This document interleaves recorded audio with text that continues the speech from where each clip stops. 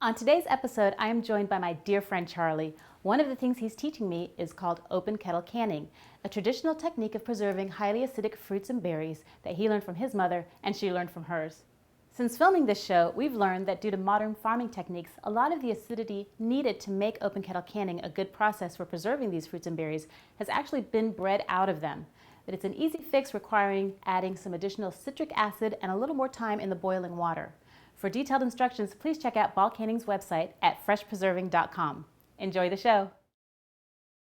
Hi, I'm Karen. Today we're cooking with vegetables a la Southern style, and I'm gonna learn something you cannot miss. So don't go anywhere, we'll be right back. Kick it.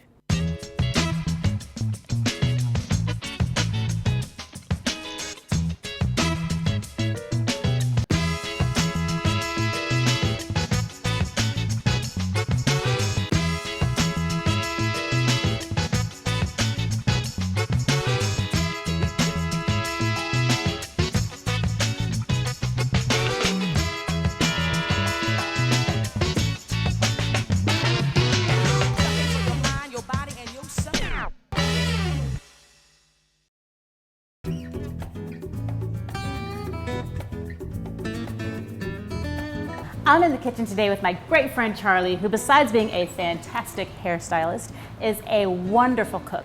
And he's gonna show me some great Southern vegetable dishes today, and something I've always wanted to learn, which is how to can them. Charlie, you've been canning your whole life, right? Well, my mom, this is a tradition that came from my mother and my grandmother, and it's something that I'd like to carry on and show the world. And I've always wanted to learn how to do this. To me, it seems like it's kind of hard and complicated, but you're telling me it's not. And if it's not, great. Teach me how to do it. If I can do it, anybody can do it. So what do we need? What are we canning today? Okay, we're gonna can tomatoes. And what I like about tomatoes is they're easy to can. Great, that's what we're looking for. We're looking for quick and easy. And you cook them before canning them, right? Absolutely. Which boosts up the lycopene. Very, very good for your heart and all kinds of stuff. And you're doing this so there's no preservatives, so you know exactly what's going into your food. You know exactly what you're feeding your family, which is huge. So Charlie, I see we've got red tomatoes, and are these yellow or orange tomatoes? What?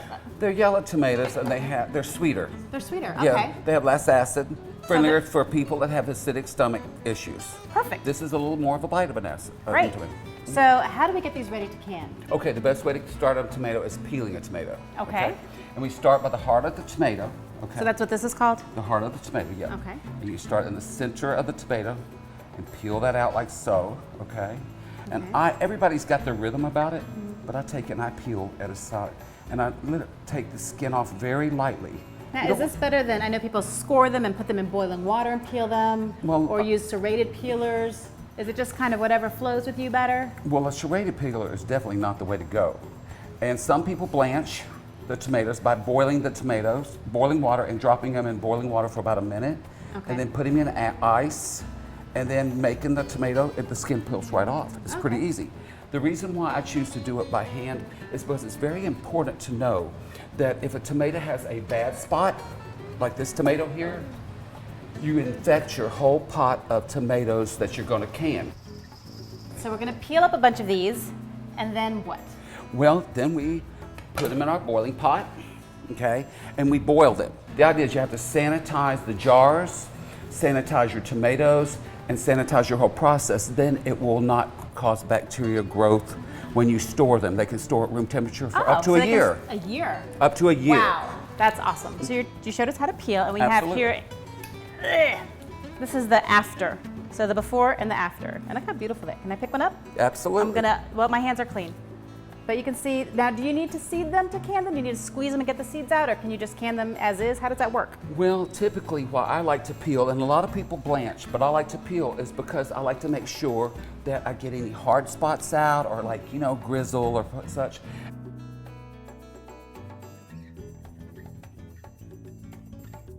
Great, let's get canning. Okay, let's go. Okay, so these have been boiling about 20 minutes. Yes. Is that right? Okay, About 20 great. Well, minutes. let's check them out. Okay, check that beautiful out. Wow, look at that. You see this? This is awesome. So they have just fallen apart, and you've got red and yellow in here? Red and yellow. Awesome. Okay, so now what do we do? Give us some sweet and some little acidic. Isn't that beautiful? Red and yellow. Isn't that pretty? And they look pretty in a jar too when they're in there. We like visual, you know? Yes. Now to start the process. Okay. This is my magic stick. Okay, a lot of people use this particular item to do this with. Got all kinds of stuff. Okay, you can go down and you take this, Okay. go down in the jar like so, and I'll do the traditional way, but I'll do it my quick way in a minute. So we're gonna get your jar like so. Okay. Pour your water out because you want to get it very, very hot. Okay. Yeah, okay. Now it's done. Where's my ladle? This is the ring, Okay.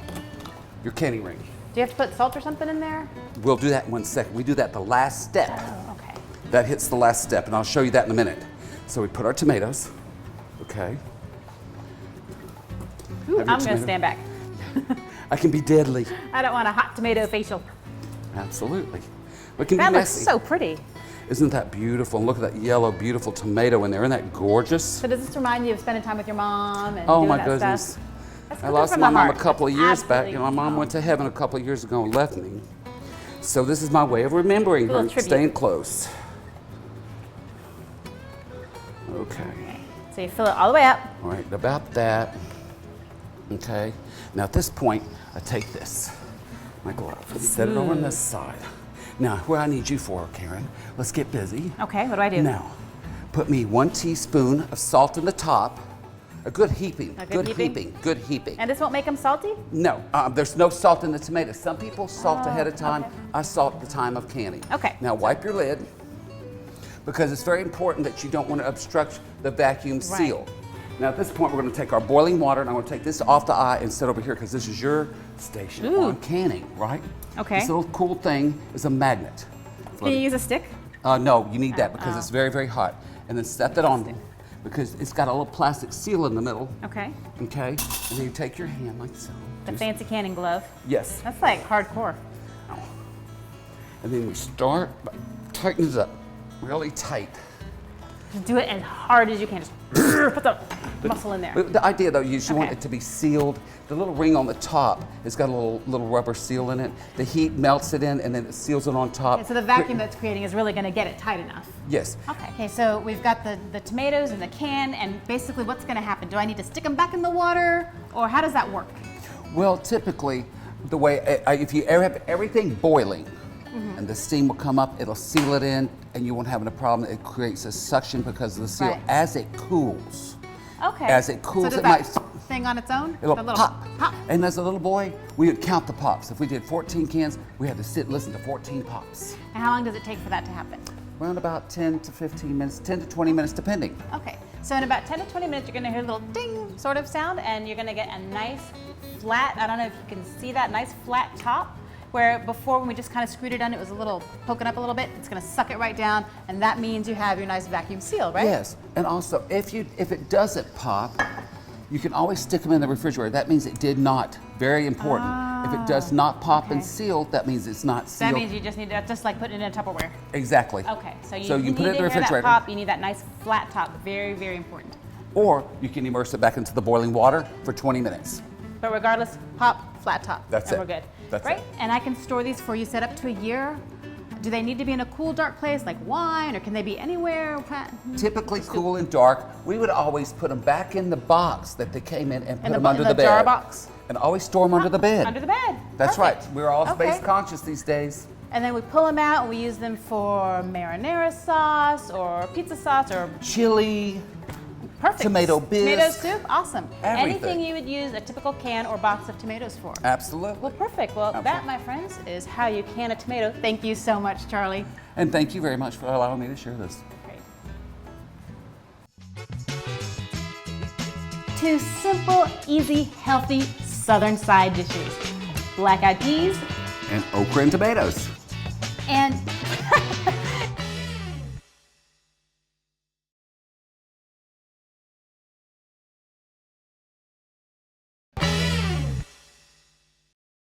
So I'm here with my good friend Charlie today, and he is teaching me how to cook Southern vegetable dishes. What are we making today, Charlie? We're going to make okra and tomatoes, and we're also going to make fresh black-eyed peas. I love black-eyed peas. All right, so okra and tomatoes. What can you tell me about okra? Well, first off, did anybody know that okra is in the same family as a hibiscus? Did you know no that? idea. That's why. So is it like a blossom? Like with this is the pod for the blossom, the seed pod. But you know how, and then when the okra comes up, it's yellow and brown. This comes out the middle, just like it's very similar like a squash kind of too? Kind of like a squash. It comes out the top. Absolutely. There you go. Okay, so Charlie, how do I get this okra prepared for this dish? Well, the best way to prepare okra is to cut the very end off, like here, right at the end. Okay. Cut this end off. Okay. 3 to 4 sections. Okay. I usually cut it in half and half. And then we use it in our dish. Is this Absolutely. this dish is we're looking for something quick for Okay. mom who's got to make dinner or dad in like 20 minutes. Okay. We take can I do? we take one of our canned tomatoes. Okay. We Very need a pot? simple. Absolutely. Could you give me a pot, please? Okay. Here we Let's go. add a canned tomato. Okay. And these are tomatoes that you canned. Absolutely. You know awesome. what, for that amount, Okay, let's about do a big about pot. one cup of tomatoes or one cup of okra Okay, and for this a is just quart frozen. of tomatoes. Okay. And you can see there's like All the right. little crystals on there. So this is our frozen okra. Absolutely. I love this. It's open. Ooh. Ooh, don't you love that? And that smell. That does Okay. sound good. Smells so good. Absolutely. We're gonna pour that in there like that. And how much okra is this? About 1 cup. About a cup. So I just About a dump cup. it in there? Per quart. Okay. Absolutely. Just dump it in there, pour it in there. Now at this point, Last it's 2 Ds seasoning out. as your discretion, salt and pepper to your desire. How you Would I like put that? any garlic salt or any spicy stuff in there? I guess that's just whatever you like, right? Whatever you like. Okay, so we've got our okra, we've got our tomatoes, and then we did some ahead of time, right here. How long do I need to cook it once I get it on the stove? And is 30 it- minutes. Am I boiling it? Is it high heat? What are we Well, talking here? what I do is I put it on a simmer, like a medium heat, and simmer it for about 30 minutes. So this is what it looks like when it's done cooking. Absolutely. Now So look the- at this beautiful dish. The okra's gotten a little dark. Let's tilt that up a little bit. It's gotten a little bit darker. But you can tell it's nice and soft, and you can see all of those seeds. It's kind of broken apart. The tomatoes have kind of broken apart. Absolutely. So we've got our okra and tomatoes, and now Charlie, you're going to show me how to do something with black-eyed peas, right? Wow, black-eyed peas. Now the great thing about black-eyed Move peas, this. okay, this time of year they're fresh. So we're gonna try fresh peas. All right, it's out of your All way. right. Great, so we've got our peas in a pod, and is there an easy way to shell them, or you just kind of Well, crack you them take open? your little finger and you break it apart and you run your finger down, like so. Oh, yeah, and that's they way just easier than pop mine. right out. And they beautiful, and you just kind of roll it out. And you run your finger down. You could use dried black-eyed peas for these as well, right? Dried black-eyed peas are typically what people know how to use. They're more accessible. And they swell up just as fresh and nice. Okay, and this is just a bunch of shelled ones? Absolutely. These are fresh shelled. So Okay. they're a little more green than the ones that you typically see dried or in a can.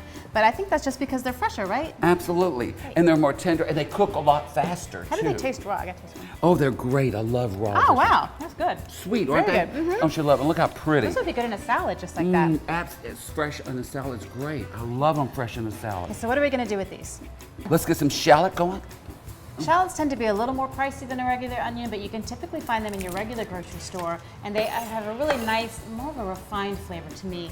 You can use them for that mild, not too much of a bite kind of onion flavor in your foods. But look how pretty that shallot is. They're beautiful. Now I'm going to take my shallot.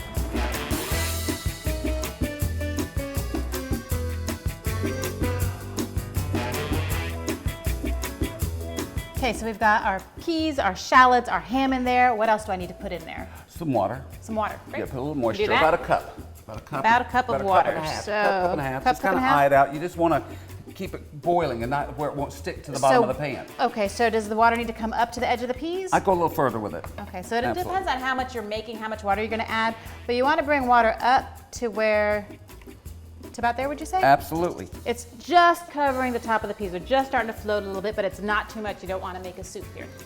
You know, typically understand that cooking fresh peas takes about 45 minutes to an hour, Okay. and dried peas 2 to 3 hours. Okay. Okay, so Great. you need less water, less cooking time, more water, more cooking time. Great. And if I was going to use a can of peas for this? I would just use a can of peas, chop your shallots, do some ham, throw it your can of peas. You can heat them up 5-10 minutes and you're done. Okay, great. Okay? Okay. And Yep. then we've got some going here. Holy moly, it's boiling. Oh, holy moly. All right, good deal here. Scoot that Let's over. just scoot this aside. Isn't that beautiful? That is. So you can see they've turned a little more of a kind of a brownish color. Gosh, they smell so good. Wish you had smell-o-vision Oh TV. my goodness, smell-o-vision. All right. I like that. All right, so we serve this as is. We're making a little extra. We're saving time. We're talking about being efficient. If I have leftovers, if I've made a big batch, what can I do with them?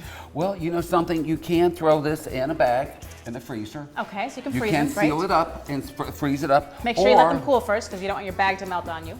So there you have it. 2 simple, easy, healthy Southern side dishes. Black-eyed peas. And okra and tomatoes. One of my all-time favorites, creamed corn and... Creamed corn and tomatoes. And that's one of your family traditions, right? Absolutely. What do you think? I have good stuff.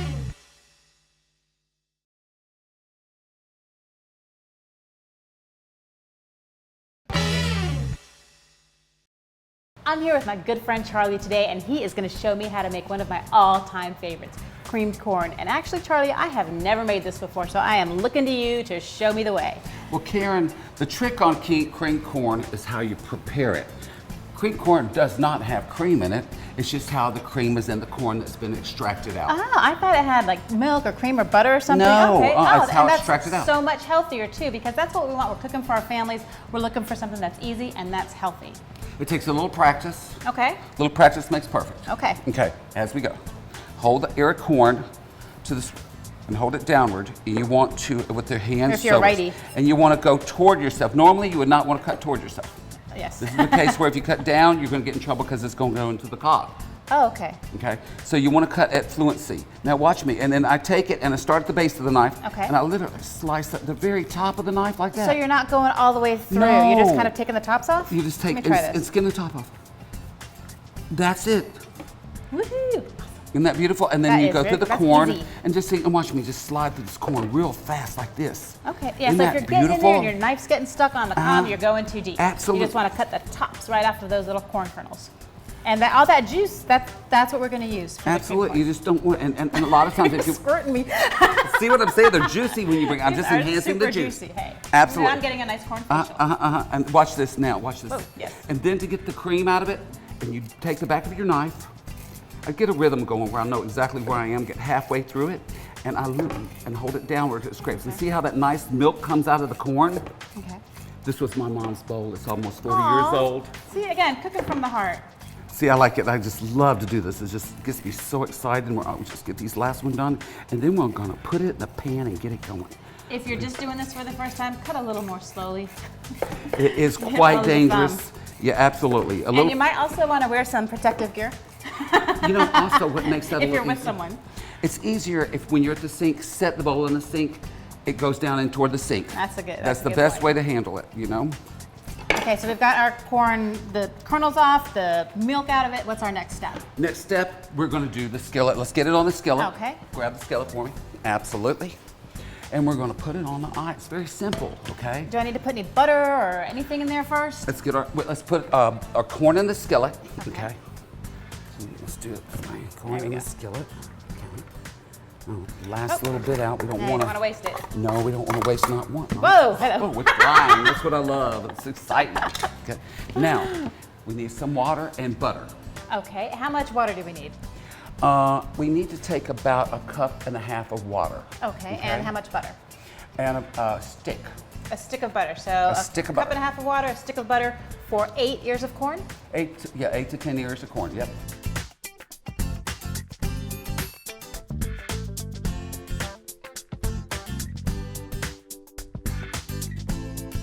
We have the liquid is covering, just coming up to the top of the corn. So some of that corn's still peeking out. It's not totally covered, right?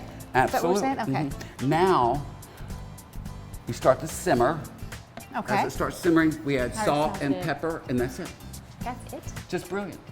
Wow, I thought it was so much more complicated. No, Why so- have I not been making this forever? Now we know. Well, we've got some cooking, so let's show them what it looks like. Absolutely. And look at this beautiful dish, Karen. Wow. Oh, isn't that gorgeous? That looks yummy. Isn't that beautiful? And smell the aroma and the Mm-hmm. sweetness of that corn with that nice, lovely butter. And you know what? It's got its own character. Now, if I wanted it to be a little more creamy, could I add a little milk or a little cream if I wanted to? Or water? What would you recommend if I wanted to kind of make that a little more saucy? Well, if you want to make it a little Saucy. saucy and you want to make it a little more cream and make it really creamy, you could put some half and half or just straight cream. Okay. But we don't need to. You don't need We're to. keeping it Absolutely. healthy.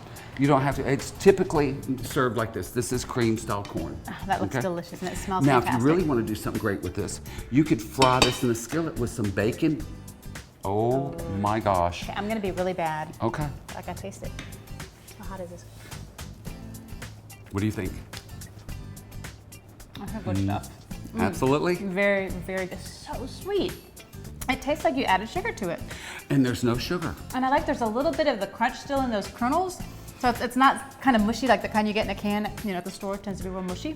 The good thing about using fresh corn is that sweetness you get is coming out of the corn itself. Tend to, when you get corn from the store, it loses its liveliness. Well, a lot of the things that are processed in the store seem to be very over-boiled. So, And all right, so we can serve it like this. What else could we do with this? Oh, wow, Karen, I have a really special little gift to share with you. My favorite dish my mom loved, tomatoes and corn, cream corn. I've never heard of that. You take a quart of our tomatoes we canned Okay. in our cupboard and pour them right on top of the corn itself, okay? Okay. Pour it right in, all right? And stir it in, let it heat up. And you wanna taste something brilliant? You wanna taste something really brilliant? Oh my goodness. Clean my spoon off. It's got its own flavor. It's the here we acidity go. of the tomato with that sweetness of the corn. I never would have thought of this. It's brilliant. And this is something typical for the South. It's a southern dish my mom created that she and I came up with together.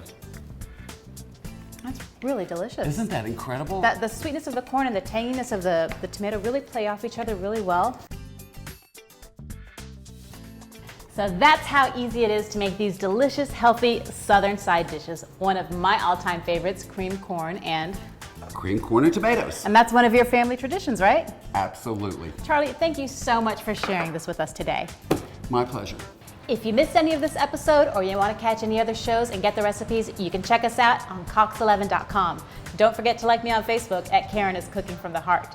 And remember, you don't have to be a trained chef or cook to prepare and can delicious, healthy dishes for your family. You just got to cook from the heart. Well, to prep okra for the dish is interesting. Oprah. So prep Oprah. Prep okra. Oprah, we're going to have some Oprah. Are you prepared? Okay. Okay. Okay. And, We're having okra for lunch. all right. Okay. All right. Ready? Okay. To prep okra. Oh my God. I'll ask you the question. Okay, that's fine.